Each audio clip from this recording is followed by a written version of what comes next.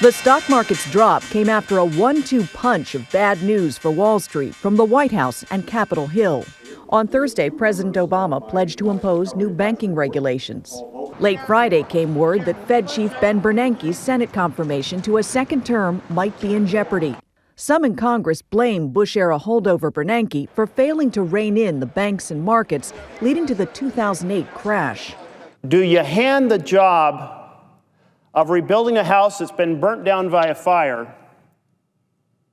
to the person who helped set the fire to begin with? Those objections are fueled in part by the public's anger over rising unemployment and bank bonuses. But Bernanke is widely respected on Wall Street. If the chairman is not reappointed, the markets are going to react badly. We've already seen that. So the White House is trying to balance what Wall Street wants with that fury on Main Street, which the administration thinks is the reason Democrats lost the Senate seat in Massachusetts. I can knock some heads with this. The president is trying to redirect the public's anger away from the Democrats to the banks he blames for the crisis.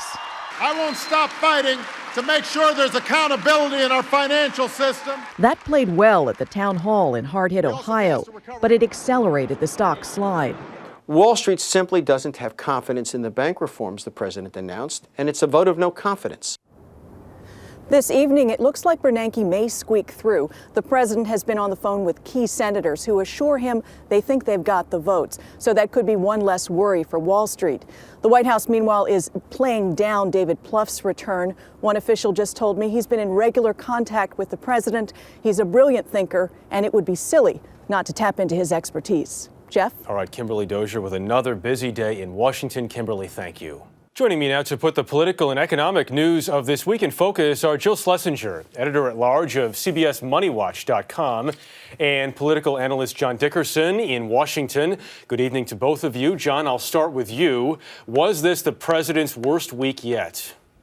It was a very bad week for the president. His signature domestic policy program, healthcare, looks like it is now dead because of the election of Scott Brown in Massachusetts. That election was also an embarrassment for the president and Democrats to lose in their stronghold of Massachusetts. The Republicans are now emboldened. And so the president is facing a tough week trying to battle back now with the State of the Union ahead of him. That's also not going to be easy. Jill, let me ask, what happened to the markets this week? How much of that is politics and how much is that just that the market's doing what they were going to do anyway? Well, part of it is politics because I think that the president came out and announced these really new tough bank regulations, and that caught a lot of people off guard. So maybe the timing of that was politically motivated. However, the markets have been up over 60% since last March. Without a 10% correction, we were down 4% on the week. Seems like a normal breather as well. John, let's talk about that presidential plan to rein in the big banks here. How much of that is a move to counter this populist wave in Massachusetts? You mentioned that elected Scott Brown. Well, it's part of that. The president's been working for a while to show people that he gets that they're worried about their economic security. But in Massachusetts, what they saw is something that they've been on the lookout and worried about for a while, which is that people are in the mood to punish Washington for not getting anything done.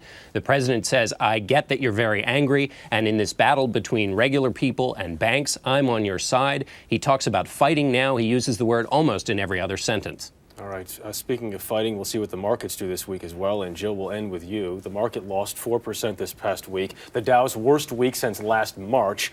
What happens this coming week? Well, a lot of it is going to be determined by a lot of economic news that's going to be released. We're going to have a Fed meeting. We're going to have housing starts. So the economy is going to be driving the markets. That is going to be the potential savior, or could see a continued drop as a result of the news that we've seen and economic deterioration. All right, Jill Schlesinger joining us here in New York and John Dickerson in Washington. Thank you both. Thank you.